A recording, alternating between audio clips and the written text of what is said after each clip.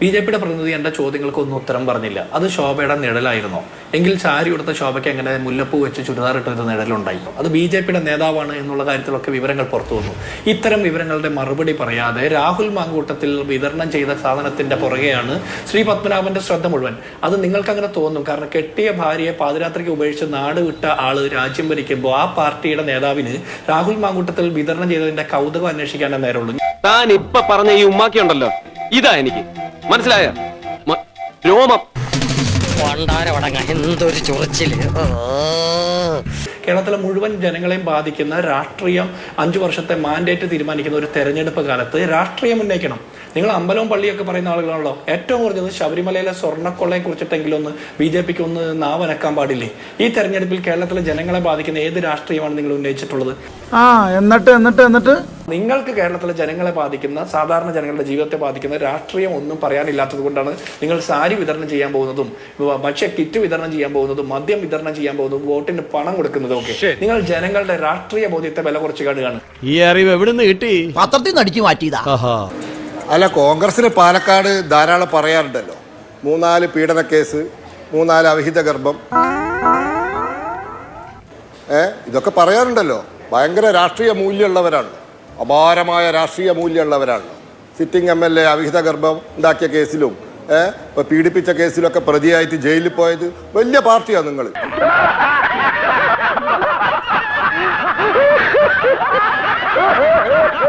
ഗംഭീര പാർട്ടിയാ, ഏറ്റവും മൂല്യമുള്ള പാർട്ടിയാ. സോളാർ ആയിരുന്നല്ലോ കഴിഞ്ഞ ഭരണത്തിൽ നിങ്ങളുടെ ഏറ്റവും വലിയ നേട്ടം, സോളാർ ആയിരുന്നല്ലോ. നിർത്തി അവമാനിക്കുവാണെന്ന്. പാർട്ടിയുടെ ജില്ലാ അതെ, അതന്നെയാണ് അവിഹിത ഗർഭം ഉണ്ടാക്കിയത്. നിങ്ങൾ MLA പാലക്കാട്ട്, നിങ്ങൾ MLA അവിഹിത ഗർഭം ഉണ്ടാക്കിയത്. അവിഹിത ഗർഭം ഉണ്ടാക്കിയത് പാലക്കാട്ട് നിങ്ങൾ MLA, നിങ്ങൾ MLA.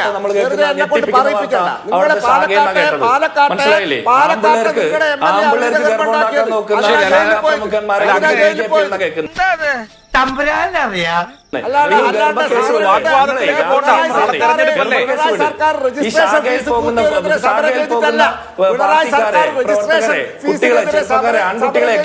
ആൺകുട്ടികൾക്ക് ഗർഭം ഉണ്ടാക്കുന്ന ശാഖാ പ്രമുഖന്മാരാണ് ബി.ജെ.പിക്ക് പാലക്കാട്.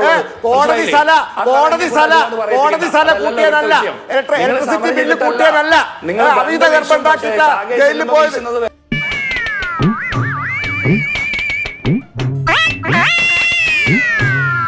അവിഹിത ഗർഭം ഉണ്ടാക്കിയിട്ടാ ജയിലിൽ പോയത്. പാലക്കാട്ടെ നിങ്ങളുടെ സിറ്റിംഗ് MLA അവിഹിത ഗർഭം ഉണ്ടാക്കിയിട്ടാണ് ജയിലിൽ പോയത്. സോളാർ കേസ് എന്തായിരുന്നു? പറയിപ്പിക്കണോ? സോളാർ കേസ് പറയിപ്പിക്കണോ? ഹൈക്കോടതി ജഡ്ജി കണ്ടെത്തിയ ഹൈക്കോടതി ജഡ്ജി റിപ്പോർട്ട് പറയിപ്പിക്കണോ? വിഷയത്തെ കുറിച്ച് കേരളത്തിലെ മുഴുവൻ മനുഷ്യരെ ബാധിക്കുന്ന വിഷയം പറയും. ഐക്യ ബലാത്സംഗ മുന്നണി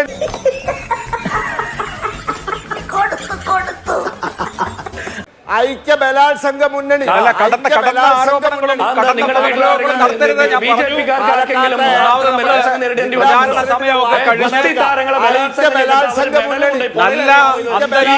വോട്ടർമാർക്ക് സമ്മതിദായകർക്ക് പ്രദാനം ചെയ്യേണ്ട സമയമാണ്. അതുകൊണ്ട് കടുത്ത ആരോപണങ്ങളും വാക്പ്രയോഗങ്ങളും ഒഴിവാക്കണം. ഞാൻ ആവർത്തിച്ച് ആവശ്യപ്പെടുന്നത് ഇത് ജനങ്ങൾ സമാധാനത്തോടുകൂടി ഇത് വടി കൊടുത്ത് അടി വാങ്ങുന്ന പരിപാടിയാണല്ലോ ബാബു. അവരുടെ തീരുമാനം എടുക്കേണ്ട, ചോയ്സ് നിർണ്ണയിക്കേണ്ട സമയമാണല്ലോ. ഇത്തരത്തിലുള്ള വാഗ്വാദങ്ങളും കടുത്ത വാക്പ്രയോഗങ്ങളും ഒഴിവാക്കണം രണ്ടുപേരും. മനസ്സിലായില്ലേ?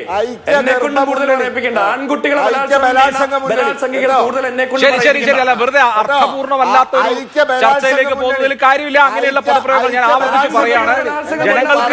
ജനങ്ങൾക്ക് സമാധാനത്തോടുകൂടി അവരുടെ സമ്മതിദാനാവകാശം വിനിയോഗിക്കാൻ, അവർക്ക് നല്ല കൂളായി ഫ്രീ ആയി അവരുടെ മൈൻഡ് വെക്കാൻ ഒക്കെ ഉപയുക്തമാവുന്ന സമയമാണ്. അതുകൊണ്ട് നമ്മൾ അങ്ങനെയുള്ള തർക്കത്തിലേക്ക് പോകണം. എനിക്കൊരു ഇടവേള എടുക്കണം. നിനക്ക് പ്രാന്താളാ പന്നി. ഓടിക്കോ പ്രേമ, പതിയെ പോടാ. എനിക്ക് ദേശത്തെ വഴിയേറിയില്ല.